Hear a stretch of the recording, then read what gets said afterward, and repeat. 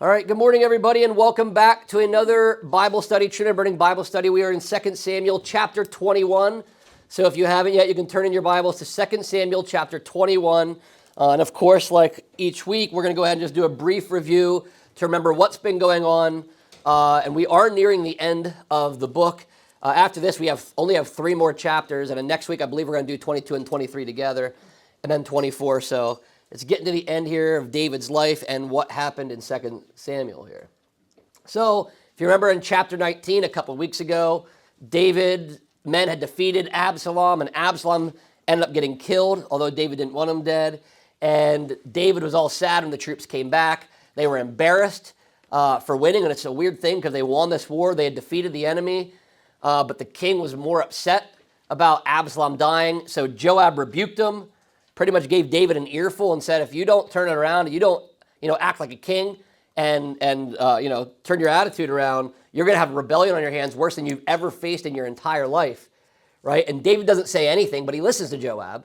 He just goes out and he sits at the gate, and that was enough to comfort the people and let them know that they had done a good thing, right?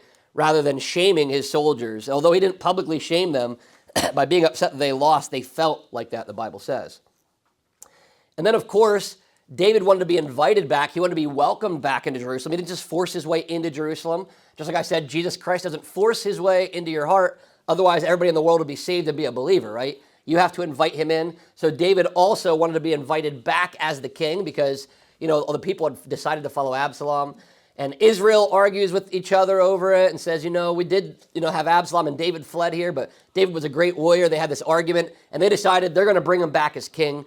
And then David sends word to Judah, his own family tribe, and says, why aren't you guys inviting me back yet? So eventually they do, and they came and met him at the Jordan, welcomed him back. Remember, David then pardoned his enemies. Shimei, who was cursing, throwing stones, comes and asks, he repents, and that shows here true repentance. He was forgiven for that. Abishai wanted to cut his head off again, wanted to kill him like he did before, and David says, no, he's sorry, I have forgiven him, right?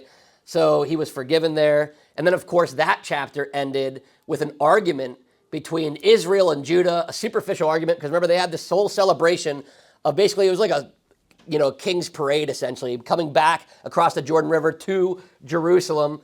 And Israel didn't get invited to it. They missed the invite to this party. And they said, hey, why didn't we get invited? Why was it Judah? And Judah says, well, we were family with David. And they say, well, we have more tribes than you guys. And they got into this big argument where it said Judah's words were even fiercer than Israel's. And that's how that chapter ended. And it was kind of, David did this whole thing, remember again, to unify the people. He had actually made Amasa, who was Absalom's general, his new general when he fired Joab, for basically, we think for killing Absalom is why he did that. But it was also going to unify them. So while David, the leader, is trying to unify, the people are bickering and arguing, starting somewhat of a civil war, which led into last week's chapter 20, where Sheba, a worthless man, a man of Belial, basically a satanic man who just did worthless, evil things his whole life, led a rebellion. He took advantage of this whole situation and said, hey, Israel, we don't have to follow David, the son of Jesse. Remember, he doesn't call him a king. He takes him back to Jesse, which could sometimes be a slanderous term against David, try to take his kingship away, make him sound lowly and insignificant. And he's able to rally the troops. Why? Because they're still mad at Judah. They're still mad at this whole argument they had. So Sheba convinces them to rebel against David, and we have another civil war. It's like the story of David's life, right? But God did say that because of what David had done, he was going to have turmoil the rest of his life in his household and among his family. And that's what he's continually to see. So Amasa was supposed to go out. He delayed for a little bit. So remember, David said, all right, Abishai, you go out. And Abishai and Joab went out. Amasa came and met them, said, hey, guys, I'm back. And Joab pretended to be his friend because they were relatives, right? Grabbed him for a beer like he was going to give him a hug and a kiss. It was customary back then. And said, killed him with one blow, and it said his guts came out. He didn't even have to strike him again, it says, that killed him. And Joab's just murdering people again. He did this to Abner before. He's murdered plenty of people, as we know from this book here. And Joab is very feisty, and there's, probably for 2 reasons. One, Amasa stole his job, so he's a jealous guy, I'm sure. But number 2, he's also the enemy, and he's not sure of him because Amasa delayed. And he might think, wait, hey, maybe he's going to start fighting for Israel again. So I'm sure there's a lot of things, a lot of reasons Joab did this. Wasn't the right thing to do, but he did it, and he has, he's a really fiery, fierce guy, him and his brother Abishai. Ever since his brother Asahel got killed way back in the beginning of the book, you can see how ferocious they've become. They've committed a lot of murder together. And then the chapter ended where Sheba's rebellion wasn't working, right? Because they went after him. And so Sheba went and hid in Abel, the city of Abel, which is known to be a wise city of counsel. Maybe he thought that they would protect him and be wise and peaceful. Maybe he thought he'd get protected there. Only his family followed him. Israel kind of, abandoned him then at this point. Probably saw the writing on the wall that Sheba wasn't going to do so well. And this wise woman comes out to speak to Joab. As they're besieging, they're building a ramp of earth, basically, putting a bunch of dirt, and they're going to go right up over the wall. This wise woman comes out and says, hey, let me talk to Joab. So they bring Joab up. She's like, hey, why would you try to destroy our entire city? He's like, oh, I'm not trying to do that. I'm just trying to take out this one guy in there. And she goes, all right, well, we'll take care of it. You'll have his head over the wall, right? Or we'll get his head for you. We'll throw it over the wall.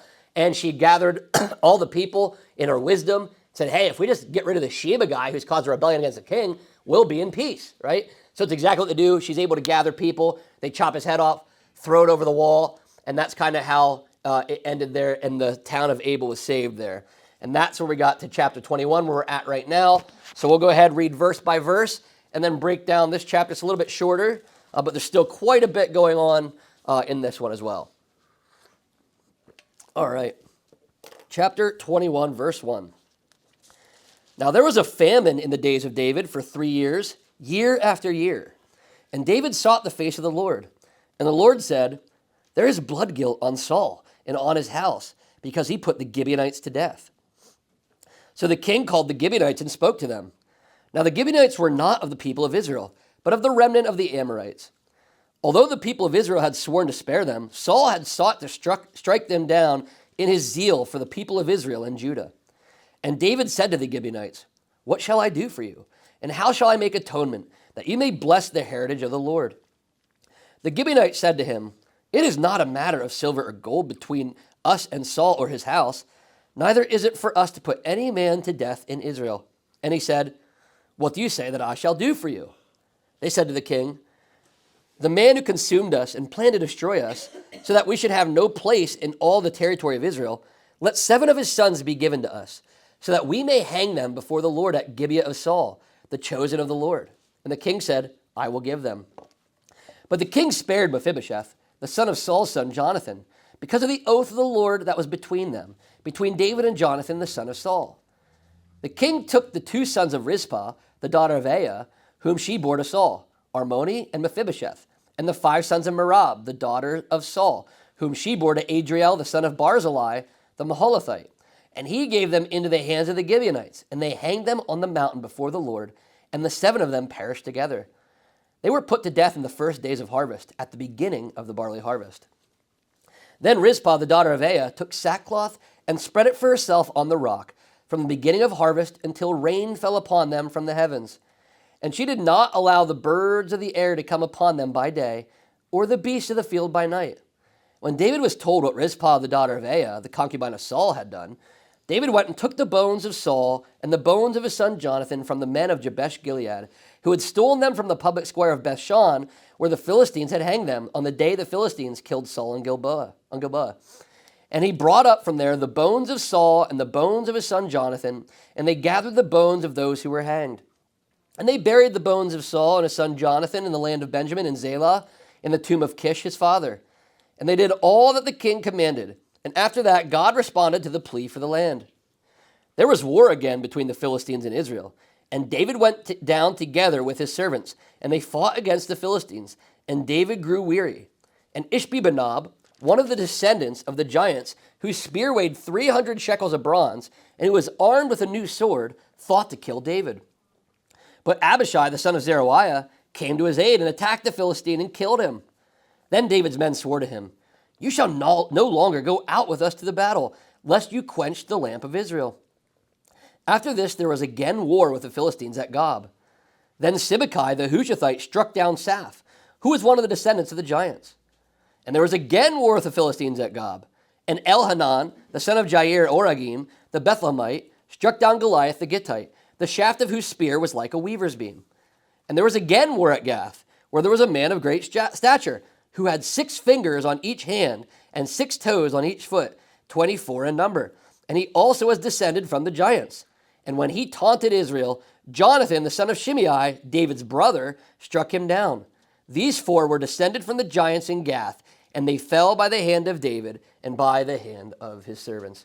And that's how that chapter ends. So let's talk about what's taking place here. A lot going on, of course.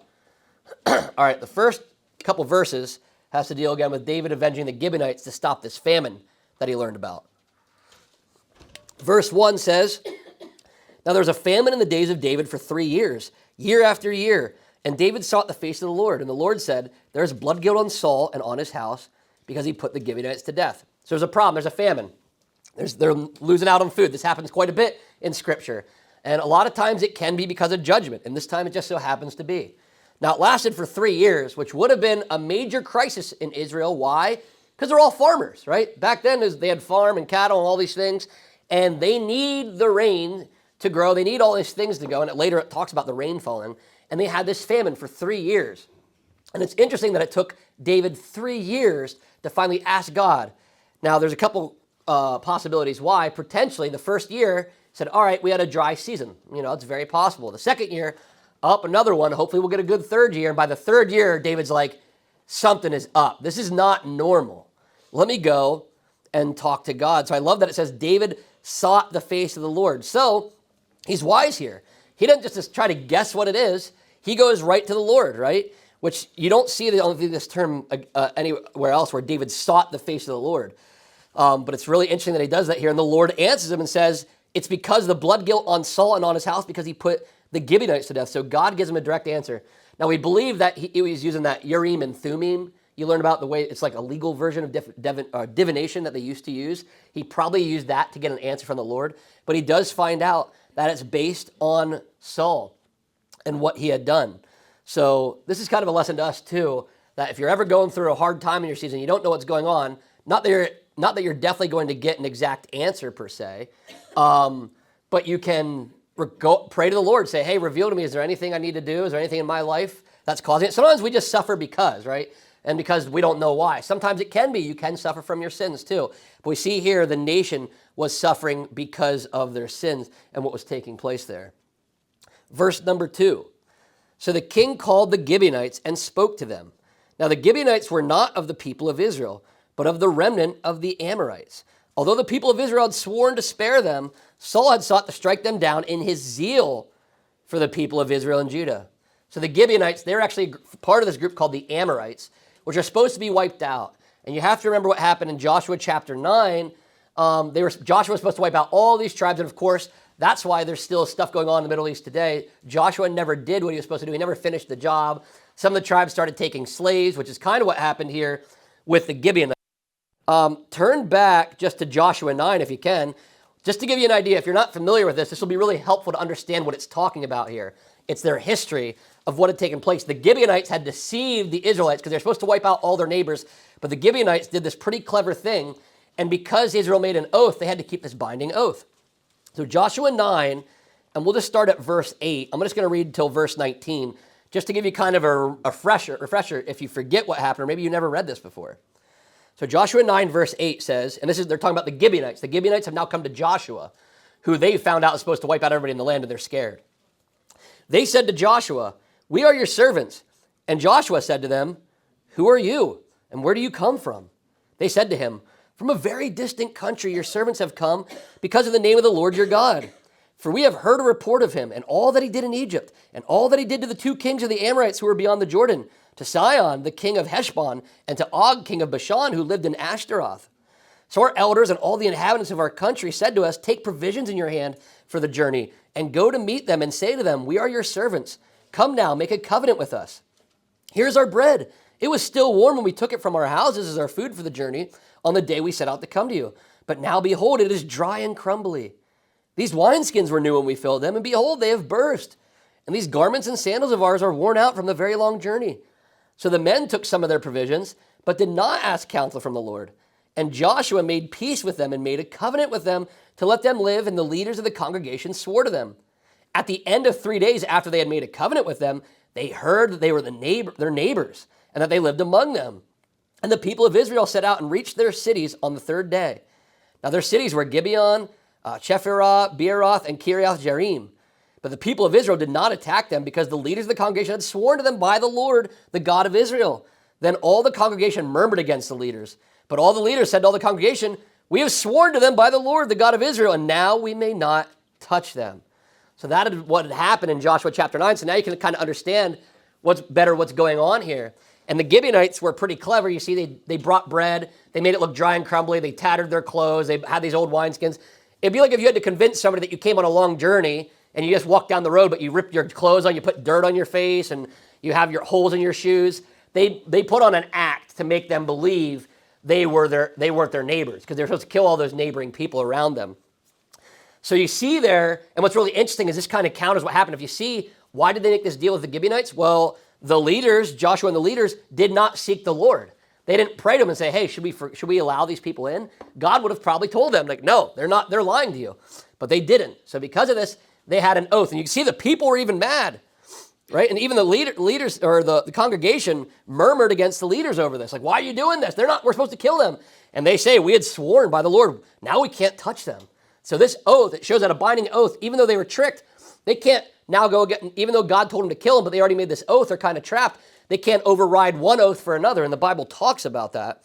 Ecclesiastes 5, by the way, verses 4 through 6, this is what it says. When you vow a vow to God, do not delay paying it, for he has no pleasure in fools. Pay what you vow. It is better that you should not vow than that you should vow and not pay. Let not your mouth lead you into sin, and do not say before the messenger that it was a mistake. Why should God be angry at your voice and destroy the work of your hands? So Ecclesiastes later on will be written, but it kind of backs up what was going on here. If you make a vow, you can't undo a vow to do another thing. You can't sin to get out of a sin, right? So that's what was going on here. And now David has sought the Lord, the thing that they didn't do that got into trouble with the Gibeonites. And God reveals that it was because Saul in his zeal killed them, which is interesting because in his zeal, maybe Saul remembered or got the word of the Lord and said, hey, we're supposed to kill these people. I'm taking them out. And he didn't kill all of them, obviously. Some of the Gibeonites are still around. But he started to try to kill them and wipe them out, which was breaking that covenant. Did Saul know about the covenant? Maybe. Saul wasn't the best king, so he might have known about this covenant. But he wanted to take out these Gibeonites because they were never supposed to live here in the first place. Now, it's not written anywhere in Scripture, so we have to just infer that this happened. Some things that take place in the history are not completely revealed. So we don't know exactly how it all went because it's not written in Saul's days. We just know it from what's going on right here. But basically, Saul's actions dishonored God by disregarding their vow, and that's why they have problems. And again, this reminds us that unresolved or hidden sin can hinder God's blessing in your life, right? That's exactly what was happening. God was going to bless people with the rain in the land like he always does, but for some reason, God decided now he was going to punish them. Now, I know Saul got away with it, kind of, so it seems, but now God is not, he's holding off their blessing. He's given enough time, and sometimes God will do that. You'll sin and you think you get away with it because there's no repercussions, but years down the road, it'll catch up to you. And that's exactly what had happened here to Israel. It didn't happen. The famine didn't come right away, right? This also shows that God takes covenants very seriously, like I read in Ecclesiastes. If you make a vow with God, you better uphold it. It says it's actually better not to even make a vow, because then you're going to be locked in. You break that, now you're in trouble again, right? So it's the serious of that. And it's also, again, Saul here, it shows that zeal without obedience is dangerous. You can have zeal for the Lord, but you also have to do it in obedience. You can't just go out killing people or hurting people or causing harm because of something about it. You have to control your zeal and do it in a godly way, and that did not happen here. And it's kind of like what Romans says. They have zeal for God, but not according to knowledge, right? That can happen. You can have zeal, but it's just misdirected. All right, let's go to verse 3. And David said to the Gibeonites, what shall I do for you? And how shall I make atonement, that you may bless the heritage of the Lord? So David's taking initiative now to right this wrong. This time he's not going to use diplomacy and say, hey, guys, let's negotiate this out. Why? Because it's not coming from the Gibeonites. They're not the ones punishing him. God's punishing him, and he goes, God needs atonement for sin, which that's the gospel message, right?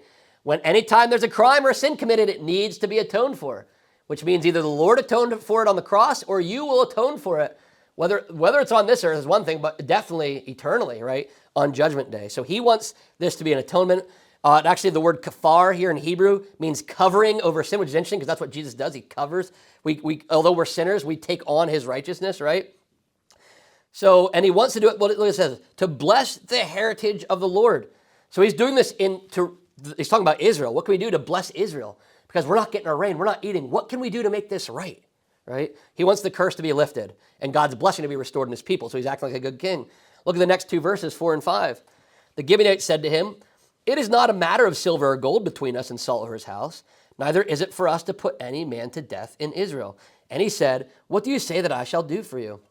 They said to the king, the man who consumed us and planned to destroy us so that we should have no place in all the territory of Israel. And it continues on, let 7 of his sons be given to us so that we may hang them before the Lord at Gibeah of Saul, the chosen of the Lord.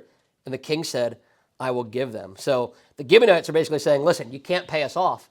That's why he says, what do they say? No, it's not a matter of silver or gold. It's not like you can give us like, a return on money. You can't give us like $1 million and say, here you go, we're even. They know Genesis 9:6. They don't even know. They're Gibeonites, but the law is encoded on all the hearts here.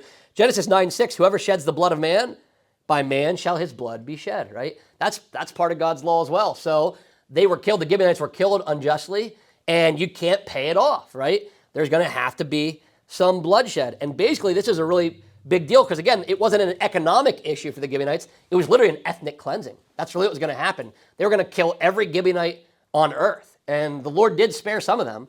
We see because they're around to be talking to David here. But they didn't even really want to seek revenge. They didn't really want justice per se. At first, they kind of don't even, give any answers. They say like, the man who consumed us and planned to destroy us so that we should have no place in territory. Oh, and then he do say, let 7 of his sons. But at first, it says, neither is it for us to put any man to death in Israel. They're like, we're not going to kill anybody. It's not our place to do it. You have to decide, David. You got to decide. And they get talking to David's like, what can we do? He's like, all right, here you go. We're going to need 7 of his sons. Remember, 7 is the number of completeness or fulfillment. So that's probably why they asked for 7. Maybe God led them to do that. But they're going to have them executed publicly. 7 people from Saul's family, because Saul's the one that did this, so his family must pay. Saul's already dead. Saul and Jonathan are dead. They can't be hung, right? They're dead. So who's going to die? Well, 7 of Saul's sons. This confuses people sometimes too, because it's like, doesn't the Bible say that a son can't pay for his father's sins? He won't pay for his father's sins. Like, what's the whole point about that? Well, that's more of a spiritual meaning to that. Because we know, I've talked about this before, you have children that are born to people who are doing drugs or drinking alcohol. The mother's pregnant, doing all these things. They come out affected by the sin, right, of the mother or the father. That you can actually pay on earth. You can inherit some of your father's or mother's sins based on what they do because you're a family member. However, God is not going to hold you accountable eternally for that, right? You're not going to go to heaven or go to meet the Lord, and the Lord's going to, ask you about their sins they committed, right? You can pay on earth, but you won't pay eternally here, and that's kind of what we're seeing here. It's kind of sad, but this is how they're going to get revenge, and this is how God has decided to do it. And it's a heavy decision for David to do, but it's going to be the cost of them breaking the covenant, which reminds us, atonement is costly, which is, again, a lesson to us from the gospel, right? Atonement, because we need to atone for it. It's not just something easy. Jesus couldn't just say to God the Father, how much money can I give? Or what charity can I do around the earth to get their sins taken away? Nope. It requires bloodshed. You've got to die on a cross, a really painful death. You got to suffer for them in their place. So this is another sign of the gospel here. These 7 sons had to die for what Saul had done.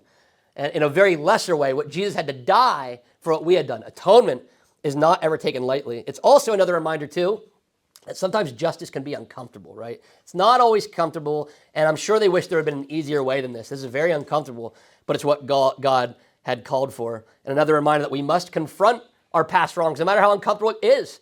If you have some wrongs you got to right, it can be uncomfortable, but you've got to do it. If you don't, remember, God could withhold his blessing. That's what we're seeing here. Verse 7, but the king spared Mephibosheth, the son of Saul's son, Jonathan, because of the oath of the Lord that was between them, between David and Jonathan, the son of Saul. It's interesting here. So he's going to spare Mephibosheth. Why? Well, we know the whole reason he went and got Mephibosheth and let him eat at his table instead of killing him. Remember? He's supposed to kill him. Technically, all Saul's family is supposed to be killed for when a king would take over. That was like a big thing back then. But he spared Mephibosheth because he made a covenant with Jonathan. So it's very interesting. David says, all right, we're suffering because we broke a covenant with the Gibeonites. And they want to kill Saul's sons. But I can't let him have Mephibosheth because I have my own covenant. And if I let them kill them, then I'm breaking covenant. We're going to get back in this cycle of breaking covenant. And then I'm going to be cursed again, right? And he had kept this covenant. So he's like, hey, all right, I'm going to send you 7 guys. Mephibosheth's not you, though. I made a promise. You're still eating at my table. We're not taking you out, right? So he's not changing his mind there.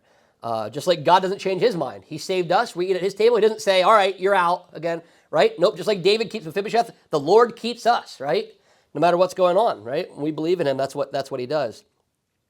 And it continues on here, verse 8. The king took the 2 sons of Rizpah, the daughter of Aiah, whom she bore to Saul, Armoni and Mephibosheth, confusing, and the 5 sons of Merab, some says Michal, the daughter of Saul, whom she bore to Adriel, the son of Barzillai, the Mahalathite.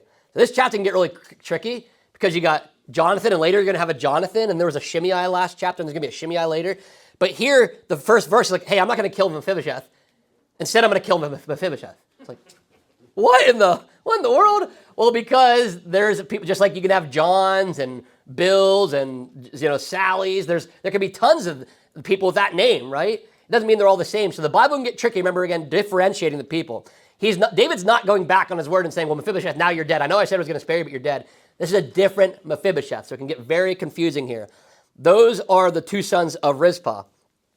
Then it talks about these 5 sons of Merab.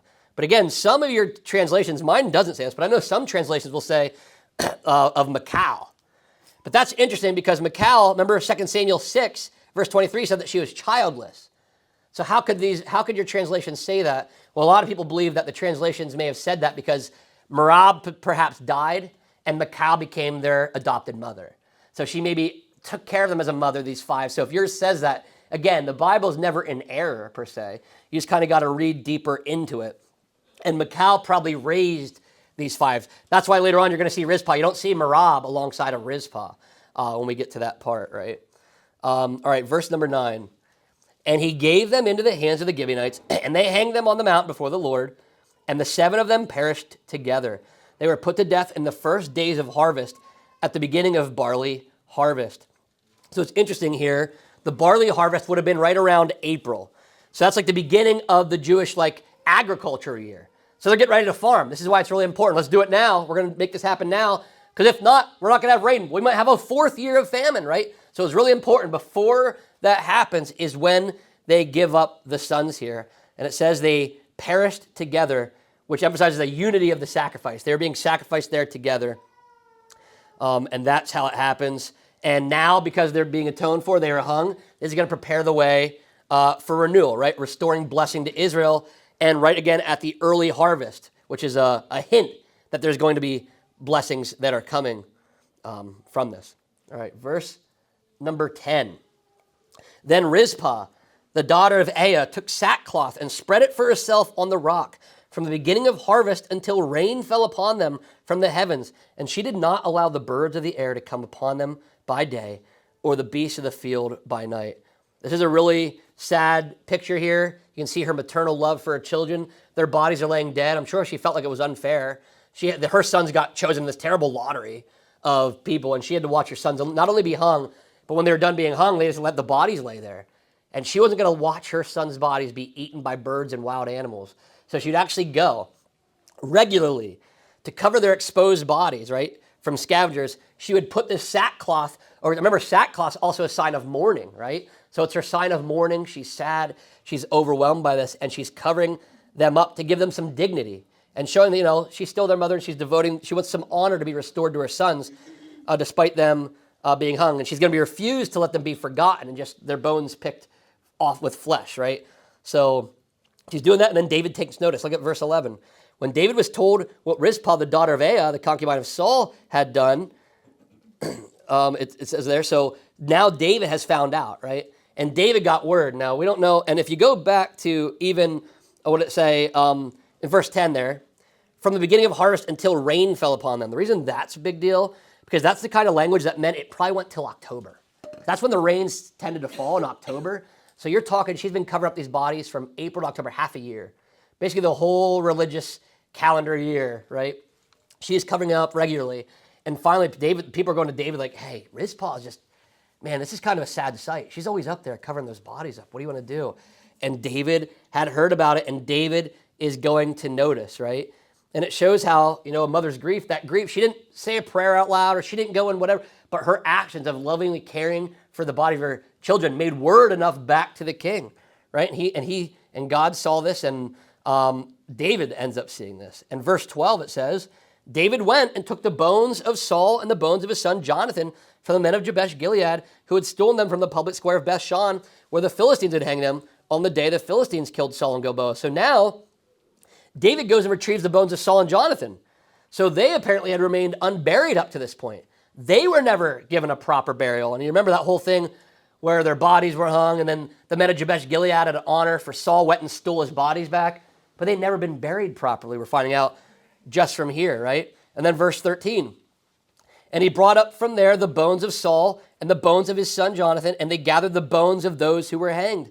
So now David's like, while I'm at it, I'm getting Saul and Jonathan. We're going to take care of these bodies. We're not going to let them be publicly humiliated and laying out there in the open. We probably should have taken care of this before, right? And of course, it's highly symbolic. Obviously, their souls aren't in their bodies. Their spirits aren't in their bodies or anything like that. But it's an honorable thing. You wouldn't want one of your dead relatives' bodies just to sit out. You want to give them a proper burial, right? And that's all that probably Rizpah really wanted. She never asked for it. And David's finally doing that here. And it says in verse 14, and they buried the bones of Saul and his son Jonathan in the land of Benjamin in Zelah, in the tomb of Kish his father. And they did all that the king commanded. And then look what it says there. And after that, God responded to the plea for the land. So very interesting that they did what God asked. They had those men hung, those 7 men hung, right? But God still never responded to their plea until all the bones were buried. All they were buried in a grave, which it seems to show that God was still displeased. Like, no, you're not done yet. You're not just going to leave the bodies out there. I'm not giving you a blessing until you clean up this mess and you do it the right way. So even though they had obeyed, they didn't really follow through and do the proper way that the culture had, where you should bury them with the bones of their father, right? Take them to the family gravesite, right? And because they didn't do that, God withheld, it seems, for months until they figured out, no, there's one more step. You didn't finish the whole thing. You got to go and you got to go give everybody a burial. And once they did that, God restored them. So it shows that God, again, he responds to justice. He responded to all this, and God took care of it. And once they had obeyed, God put the blessings back on to Israel. Now in verse 15, for the rest of the chapter here, it gets really interesting. It's some of my favorite parts because it's so strange, but it's great. So first, verse 15, there was war again between the Philistines and Israel, and David went down together with his servants, and they fought against the Philistines, and David grew weary. David's tired, probably an old man. He's sick of fighting in these dang Philistines. They're always coming back for more. We've already read this book. How many times have the Philistines been beat up? Ever since going back to 1 Samuel 17, when he fights Goliath. Ever since then, they've just been a thorn in his side every time he defeats them. He went and lived with them for a little bit, then left, and then's been at war with them again and again and again. They hate David's guts, right? We're getting a hint here. They've never forgotten what he did to Goliath and what he did to them, because he was living with them for a while, and then he turned against them, right, and defeated them. So he is weary this time. He's not. It shows, even courageous, strong people have human limits. You can run out of energy. You can get tired, and you can get weary. And David is weary. So verse 16 says, and Ishbi-Benob, one of the descendants of the giants, whose spear weighed 300 shekels of bronze, that's pretty big, about 10 pounds, and who was armed with a new sword, thought to kill David. This Ishbi-Benob, this big giant, probably thinking in his mind, he might have killed Goliath, but I'm killing him today. And he's got this 10-pound spear, this giant spear, which again is kind of reminiscent to Goliath. And we believe he is a descendant, probably a brother of Goliath. So we can see that this language here, he's a giant and he's got this giant spear, sounds just like the whole Goliath story of 1 Samuel 17 over again. And this Ishbi-Benob, he's like the new Goliath. He wants to fight David, and he's going to kill David this time, right? And it even says the new sword. So this either suggests that he invented some new battle sword, or it meant he's confident. He's confident that this time they'll take out this David, because this time he's young and old and weary, and I'm going to win this battle. Perhaps Ishbi-Benob would have knocked his block off for all we know. But luckily, let's read verse 17 here. What happens? His faithful servant Abishai. Look at this. But Abishai, the son of Zeruiah, came to his aid and attacked the Philistine and killed him. Then David's men swore to him, you shall no longer go out with us to battle, lest you quench the lamp of Israel. So Abishai, remember, he's the one that wanted to cut Shimei's head off, and then he ended up wanting to kill Shimei again when he asked for repentance. Abishai's ready to fight, and he's out here, and this time it's good. Abishai's here because David might have been in trouble, and Abishai steps up, and he kills this giant. So it's kind of like the torch is being passed, because Abishai is one of David's relatives, and it shows you that God always has another Abishai take over. If you're weary, and tired and you're at your point of retirement or whatever, there's always somebody up God will bring up right behind you to carry the torch and continue it on. It doesn't always just rely on you, right? It's okay if you get old and weary sometimes because God will always be preparing the next generation to come up. And that's what we see here with Abishai. And they also said, the men don't want him to fight. They want him to retire now. You should no longer go to battle. Retire from the battlefield, David. You almost got yourself killed out here by this giant. Abishai saved you. Go back. We don't want the lamp of Israel quenched. That's honorable language. Like, you're our leader. You're our beacon of light. You're a great king. We don't want you to die and Israel to suffer, right? So they plead for him to retire here. And then it goes into verse 18. After this, there was again war with the Philistines at Gob. Another one. Then Sibbecai, the Hushathite, struck down Saph, another giant, who was one of the descendants of the giants.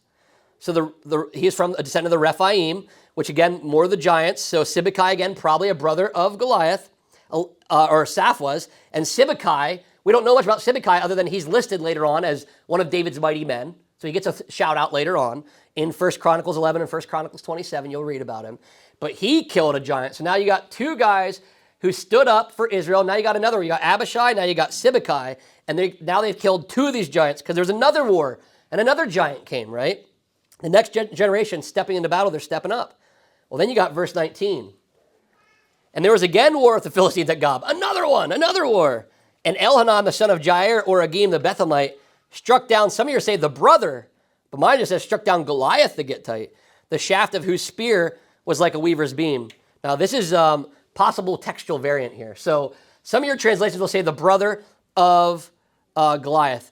Some just say Goliath, which we know he didn't actually kill Goliath. David did that. Some people think in some of the older manuscripts there's a scribal error, which doesn't change anything other than he forgot to write the brother of.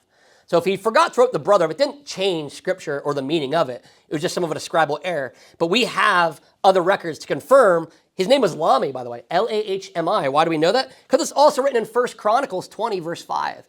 It says Lahmi, the brother of Goliath. There's also an argument made that it might have been written, struck down Goliath, because Goliath might have been a title kind of like Pharaoh. Maybe they started to use Goliath, perhaps, as a title of their great champion, was now the Goliath of Philistia, right? That's possible. But all we do know is that the Bible confirms it was actually Lahmi. It wasn't Goliath. But again, he does have a spear like a weaver's beam. That's another giant. Notice all these giants are huge because they have these 10-pound, spears, which could do quite a bit of damage here. But the Goliath imagery is continually showing up here as that intimidation factor, these big, scary giants that have been known to scare the Israelites. Now go down to verse 20. And there was again war at Gath, another one, where there was a man of great stature, look at this, who had 6 fingers on each hand, 6 toes on each foot. And in case you mistaken, like that must be an error, nope, 24 in number. So count them all up. It's like, nope, on each hand, each foot, you can't miss it. The Holy Spirit says, no, it's called hexadigitation. That's actually a real name for this. People have it, hexadigitation, where you go 6 fingers and 6 toes.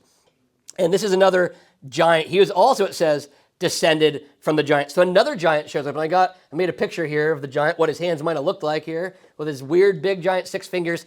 That's just kind of another iteration of showing how intimidatingly scary. He's a mutated giant. Must have been terrifying looking.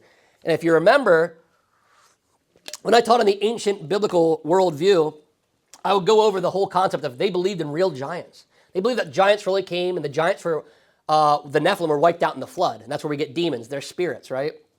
And if that's true, Goliath and all these 4 are among us today as demons. They'd turn into demons because they're Nephilim. These would be considered Nephilim. And if you remember, I would talk about how there's giant culture everywhere. You don't just have to go into Israel and read their history. Go over in Asia. They have stories. Go to South America. They have giant stories. And even here in North America, did you know the Native Americans have their own giant stories? I was out in Nevada, and they'll tell you that's their folklore. There's a really big thing where they trapped the last remnants in a cave in America, and they set it on fire and killed the red-headed giants. And guess what the natives said? These red-headed giants were so giant, they're ugly, their voice was scary, and they had 6 fingers on their hands. So to differentiate and to make sure you're not a descendant, the natives would walk up with 5 fingers out and say, how? That was their greeting. They would put their hand out so they showed, I only have 5 fingers. I'm not any of those giants. Look it up. The native folklore said they had 6 fingers. So in their greetings, they would show their 5 fingers to show that they were not any descendants of the Nephilim. So you could see this is worldwide. And the Native Americans, I don't think, took a trip to Middle East to figure out what was going on there. I think they had some cases of it on their own here, and you see it again here. But again, it just shows their grotesque physical mutation, this scary looking things. Humans shouldn't look like this. It's because they're probably remnants of angels and humans having children. They're another iteration of the Nephilim. People will say, well, I thought they all got wiped out in the flood. But if you look at Genesis 6, verse 4, and it says, and hereafter, which means it continued on, because we know Goliath was a giant. So it was continuing on where somehow the angels are coming down still, right? And that was taking place. And look at verse 21. Sounds just like Goliath. And when he taunted Israel, Jonathan, the son of Shimei, David's brother, struck him down. So he's taunting Israel. Remember, that's what Goliath did back in 1 Samuel. He would taunt Israel and scare them to death. Like, they were all terrified. David was the only one brave enough to fight him. Not even King Saul would fight him. He was scared, right? So you can see that here. And again, this is where it gets confusing. It says Jonathan is the one that killed him. But this is not Jonathan, Saul's son. There's a different Jonathan related to David this time, the son of Shimei. Like, well, I thought Shimei cursed David and hates him. No, this Shimei is David's brother. It's like, what? Wait. So Shimei is David's brother, but then Shimei is also a guy from Saul's family that hated David. Yep, that's right. So just try to keep it straight the best you can. So it gets really confusing here, but this is a different Jonathan, one of David's relatives. It would be his nephew. A lot of it's because Abishai is his nephew, right? They're all kind of his relatives, so even his family is kind of taking up the torch here and kills another giant. And then verse 22, this is how it ends. These four were descended from the giants in Gath, and they fell by the hand of David and by the hand of his servants. What's interesting, it says they fell by the hand of David, the hand of his servants. Now here we just saw David didn't kill any of these guys. Starting with Ishbi-Benob, Abishai started that, and all of his servants did that. So it could be indicating that these men fought in the name of David for him, right? Or it could be a deeper meaning to this. It could mean that David and his servants took out the 5 giants, right? Because we believe, a lot of people believe that these 4 giants were all Goliath's brothers getting revenge. If you remember, David, when he went into battle, took 5 stones. And he only used 1 stone, but he had 5 stones, and we believe it was 1 for every giant he was going to have to kill. And he was going to kill them one by one, stone after stone. But we killed Goliath. They all fled. He didn't have to kill the other 4 giants. But he actually did have to kill the other 4 giants. They came around at the end of his life. Kind of a reminder. Maybe David should have killed all those giants back when he killed Goliath. Maybe he should have used up all 5 of those stones and killed them all. Because if not, your giants will creep back up on you. You don't slay your giants. You don't kill the sin in your life. It will come back around and attack later on. And that's what this whole chapter, the end of the chapter is. And then there was war with the Philistines. And then there was war with the Philistines. And then guess what? There's another war with the Philistines. Because they're not taking them all out. They keep coming back for more, right? And that's what happens here. But we believe that these are probably Goliath's brothers and those 4 giants that were present when they saw David kill their brother Goliath, right? And that's why they probably had a lot of extra vengeance to kill David, which is why it was good to have David retire from the battlefield, because they just wanted to wipe out David. So some reflections here shows us that the next generation, but it doesn't have to be David, can face giants too. It's not just one guy that can do all the spiritual work. You have the power. God can give you the power to fight the giants, just like David was able to. His nephews, his men, his mighty men were able to do that. So God's power is not just limited to one person. God can raise up leaders and raise up people in the right times, the right moments at any time. And another, of course, big reminder that the enemy sometimes looks bigger, but God's always stronger. I'm sure even in these battles, they weren't excited to fight these giants, and it was terrifying with the guy with 6 fingers when he'd come at you. Probably pretty scary looking, right? But it shows that God is always bigger. It doesn't matter how big your enemy looks or how big the sin looks. It can always be defeated, not by your own power, but by relying on the Lord, right? That's how this whole chapter started, relying on the Lord, and the Lord will carry you through and help you defeat, your giants. Not to make it all about that, but it's definitely a lesson of this. It's historically accurate. It's exactly what happened, but we can also take some spiritual lessons from that. Now, there's a lot going on in that chapter. Does anybody have any questions or comments? Yeah, Bill. Hey, when you said about, I don't know where it's at, maybe it's in the back, what you're getting into. God says, I will visit the iniquities of the father onto the 3rd or 4th generation. Yes. I talked on that a little bit. Yep. So, yes, it says to the 3rd and 4th generation. So you're going back. Correct. And then the second thing I like to point out, I followed Jeremiah, David Jeremiah. And something that really opened my eyes, he just had a thing on satanic beings and stuff. Mm-hmm. He said when he went to, I shouldn't say Bible school or divinity school and stuff, back then, they always taught you about the earth, what was going on earth. Yes. And about heaven. But in between heaven and earth, they never taught. And he Right. said he opened that up when the missionaries come back and couldn't understand when they go into that the spirits, the evil spirits, the Yes. missionaries, when they go into these tribes and stuff. So he said they were totally ignorant what goes on between earth and heaven. Yes. That's where the power, Satan's power is with these Yes. satanic beings. That's so true. That interests me very much. Yeah, that's a great point. It's actually one of the things Christians a lot of times miss out on, because again, you figure out what's going on earth, what are we doing with our sin, the sin, and what's going on around us, and the wars and the prophecies of the nations and what's going on. And then you think about God and heaven and what the Lord did for us. And we know, you'll read Ephesians 6 and say, yeah, it's a spiritual war, it's a spiritual battle. But then you tell somebody, I saw this demonic thing, or there's some real thing, it's like, yeah, get out of here. It's like, all of a sudden we stop believing in the spirit world. And it's like, how can you even say you believe in the Bible and you believe in angels and demons, but you don't believe that they're actually still around? The Bible never says they packed their bags. It never says they left, right? We see a lot of activity around.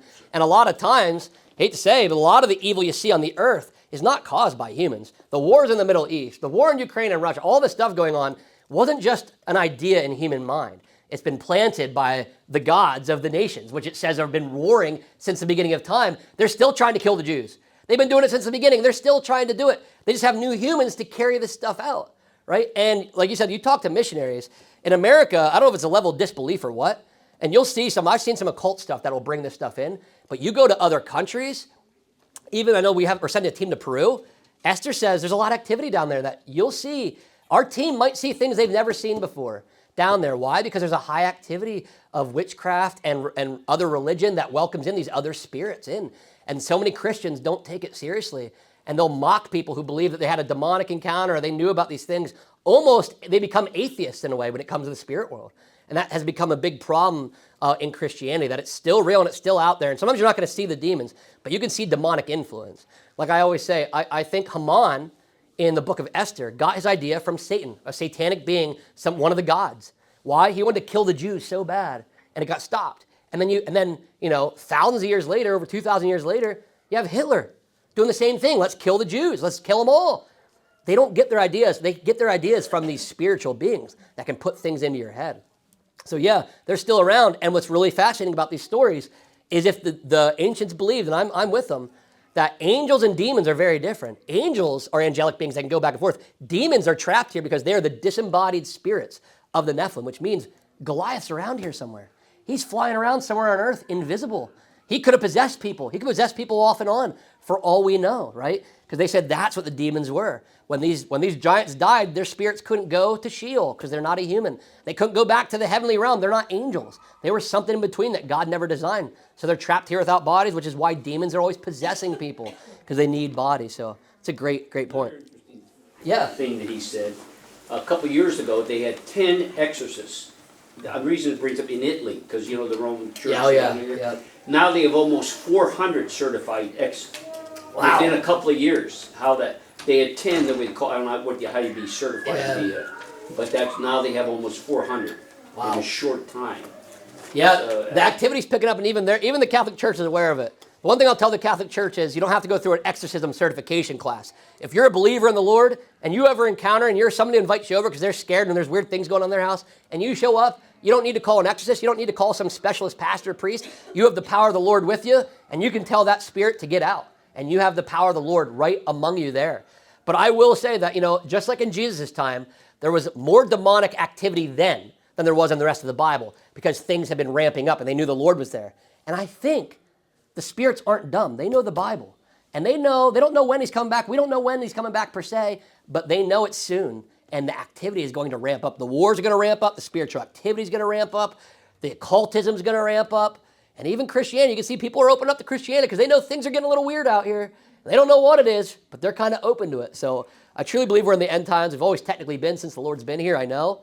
But things have been getting pretty crazy lately, and there's a lot of spiritual activity going on. About killing the Jews, too. Yeah. I never realized this. The Crusaders killed the Jews. Yeah. I thought they went over to kill the Muslims. No. I never realized that. That's Yeah. in my mind. Well, the Roman Catholic Church started that way with Constantine. Constantine hated the Jews. Even Martin Luther hated the Jews because they believed they killed Christ. They're evil. It's like, whoa, no. I mean, they did it wrong, but so did the Romans. It just shows that the Gentiles and the Jews, we all killed Jesus, right? Can't blame one another. But they took it so bad. That's why they started to change all the things on the Christian calendar. The Christian calendar is different than the Jewish calendar because it's the church, the Roman Catholic Church started out hating the Jews. So they wanted to kill the Jews. And you'll sometimes find a Christian who's an anti-Semitic because they don't understand. And they hate the Jews because they killed my Lord and Savior. They deserve what they get coming to them. They don't believe in the Lord. And I know they don't believe in the Lord now, but the Bible says in the end they will. That's why they came back as a nation. God promised it. You were thought of as crazy in the 1800s to say that the Israel is going to come back as a nation and be all saved. They would have said, no, that's ridiculous. It's all a metaphor. The Bible's all a metaphor. It's all spiritual. Well, now Israel's back.